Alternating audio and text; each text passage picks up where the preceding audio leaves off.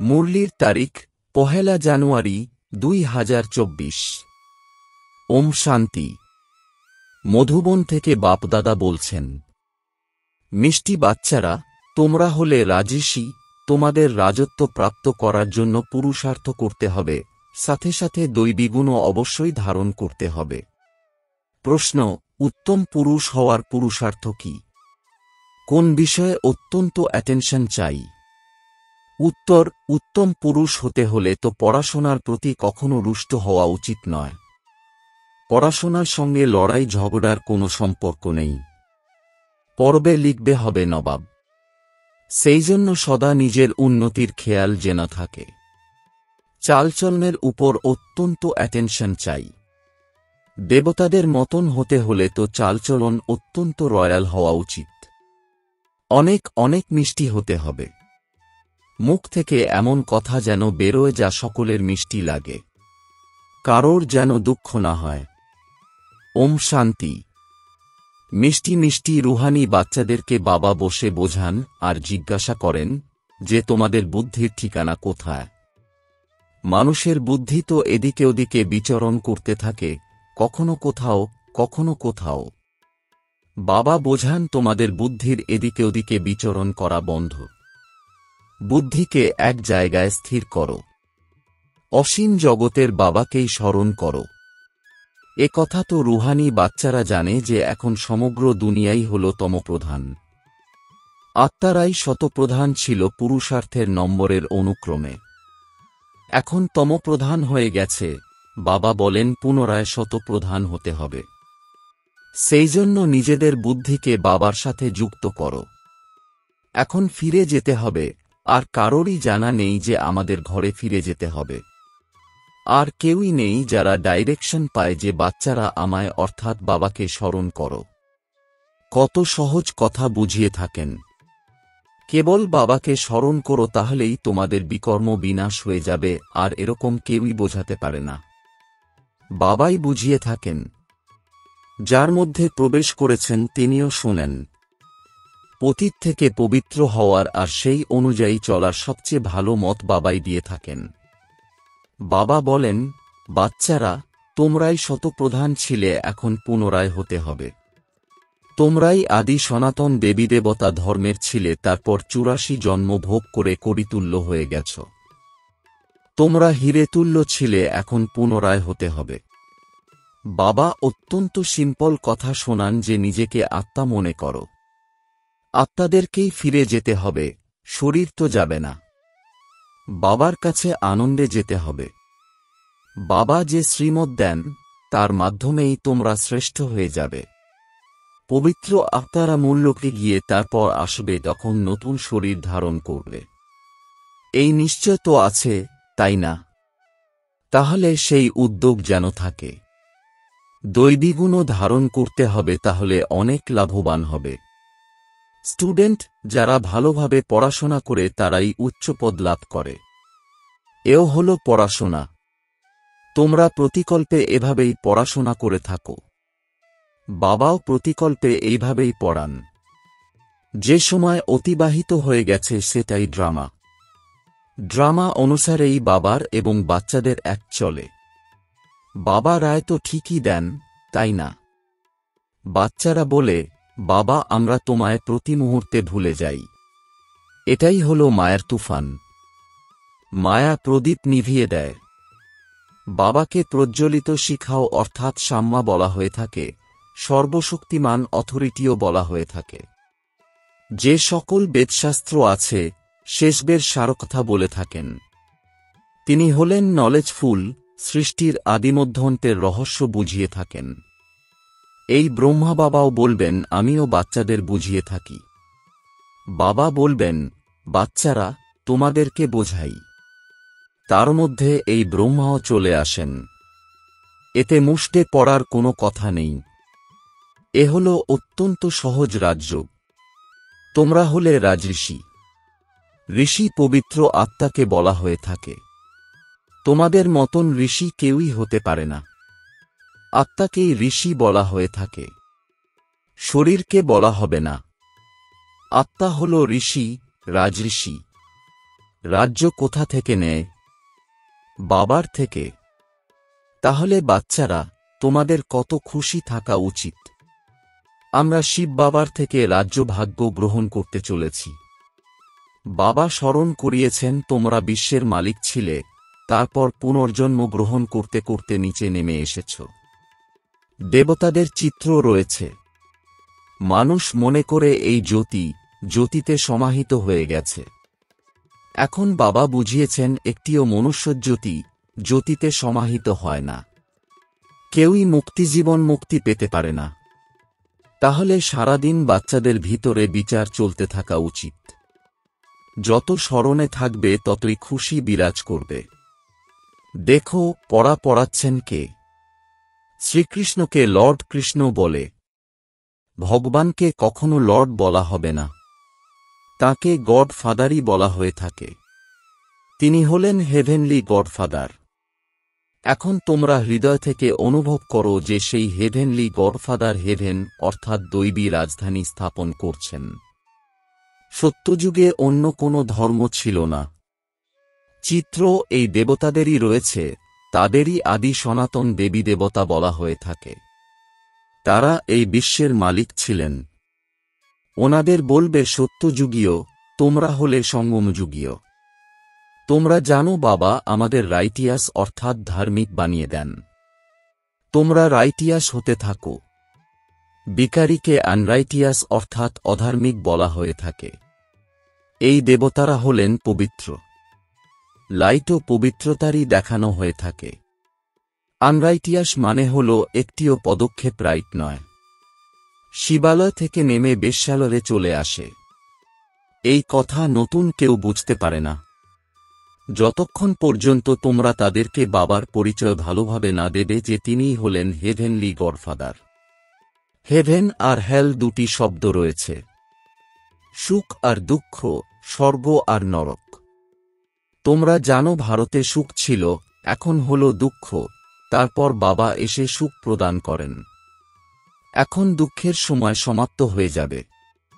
বাবা বাচ্চাদের জন্য সুখের উপহার নিয়ে আসেন, সকলকে সুখ প্রদান করেন। তবেই তো সকলে ওনার বন্দনা করে। সন্ন্যাসী উদাসীরাও তপস্যা করে, তাদেরও কোনো না কোনো আশা অবশ্যই থাকে। সত্যযুগে এরকম কোনো কথা নেই। ওখানে আর কোনো ধর্মাবলম্বীরা থাকেই না।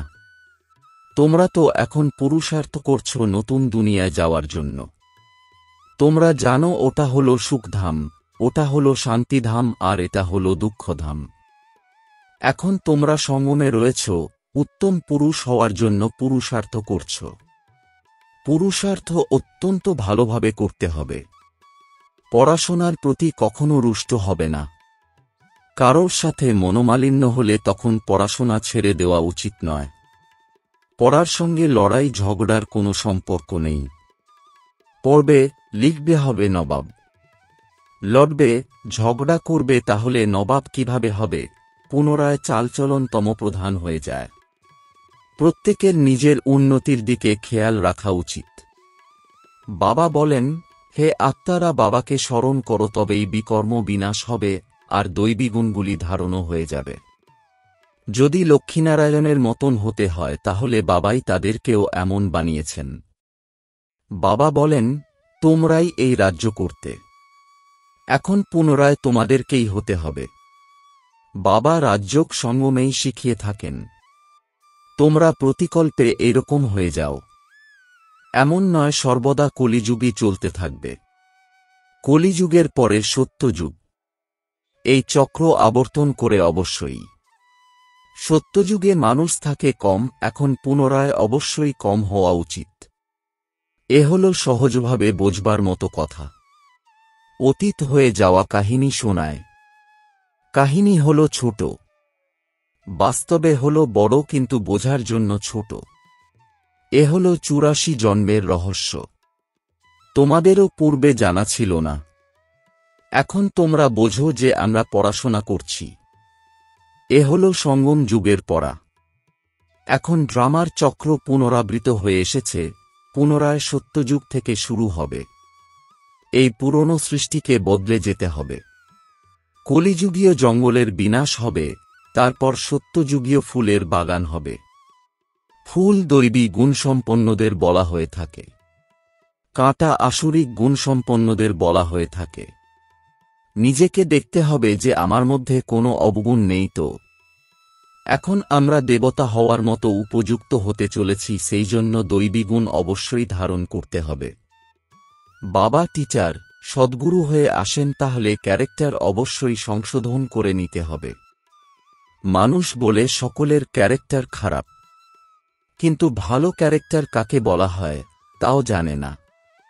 তোমরা বোঝাতে পারো যে এই দেবতাদের ক্যারেক্টার ভালো ছিল, তাই না?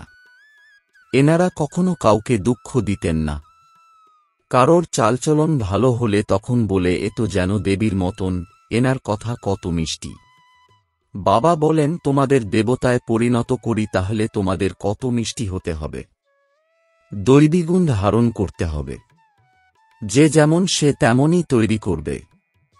তোমাদের সকলকে টিচার হতে হবে। টিচারের সন্তান টিচার। তোমরা হলে পাণ্ডব সেনা, তাই না?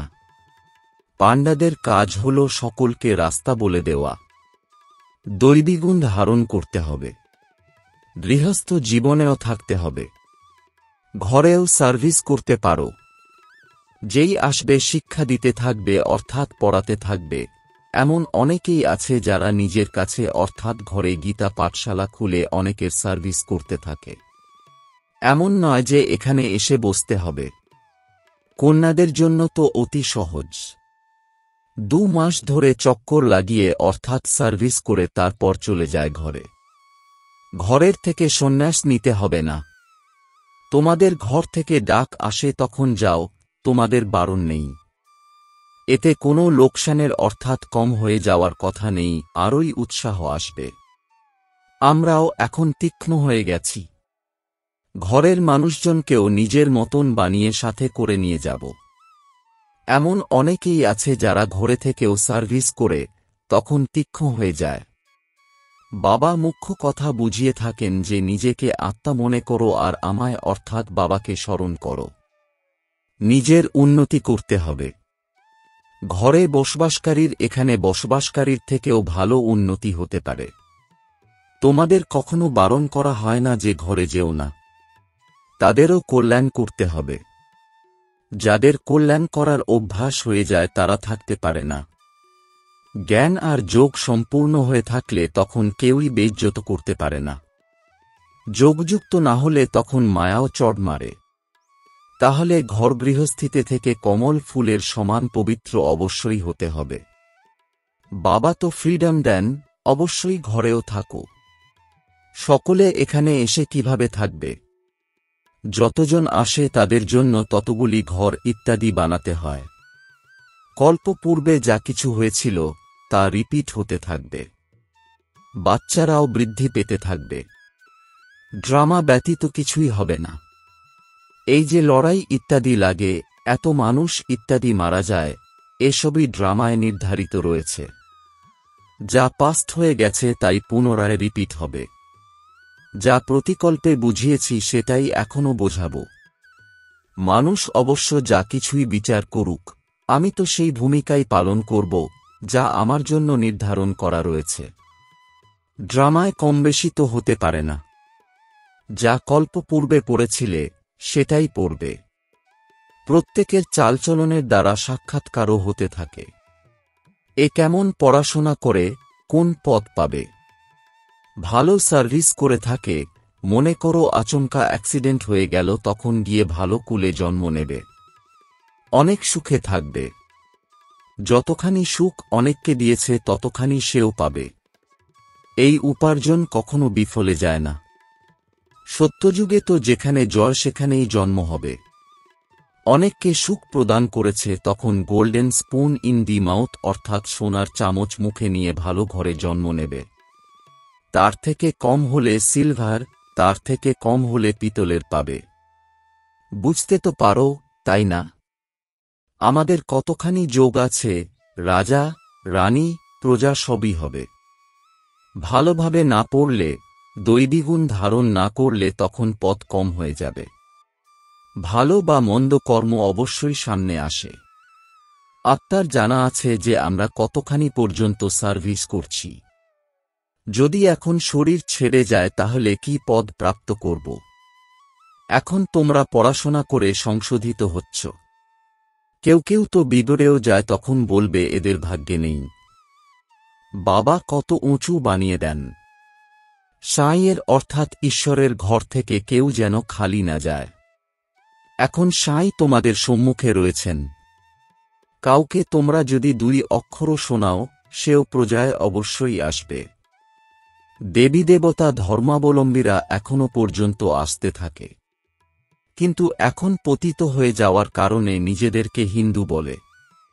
তোমাদের বুদ্ধিতে এই জ্ঞান এমনভাবে রয়েছে যেমনভাবে বাবার কাছে থাকে। বাবা হলেন জ্ঞানের সাগর। তিনি বলে থাকেন এই হিস্ট্রি জিওগ্রাফি কিভাবে রিপিট হয়ে থাকে। টিচার ও স্টুডেন্টের পড়ার থেকে জেনে যায় যে এ কত মার্কসে পাশ করবে। প্রত্যেকেই স্বয়ং জানে। কেউ দৈবী গুণে কাঁচা, কেউ যোগে কাঁচা, কেউ জ্ঞানে কাঁচা। কাঁচা হলে অনুতীর্ণ হয়ে যাবে। এমনও নয় যে আজ কাঁচা, কাল পাকা হতে পারে না। গ্যাল্প করতে অর্থাৎ লাফিয়ে যেতে থাকবে। নিজেও অনুভব করে যে আমরা যেখান সেখান থেকে ফেল করে আসি। অমুকে আমার থেকে তীক্ষ্ণ। শিখে হুঁশিয়ারও হতে পারে। যদি দেহ অভিমান থাকে তাহলে আর কি শিখতে পারবে?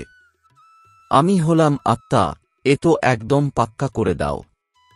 বাবা স্মৃতি প্রদান করেছেন।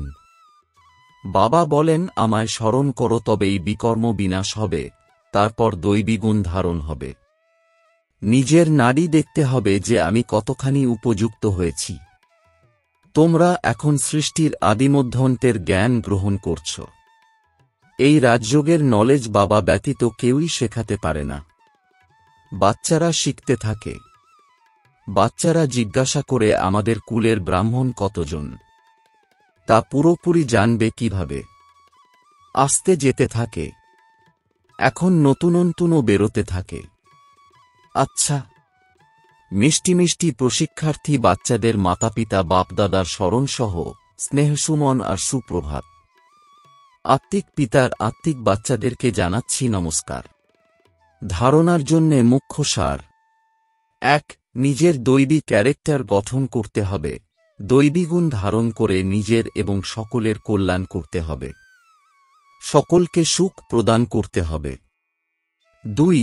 শতপ্রধান হওয়ার জন্য বুদ্ধি অদ্বিতীয় বাবার সাথে যুক্ত করতে হবে।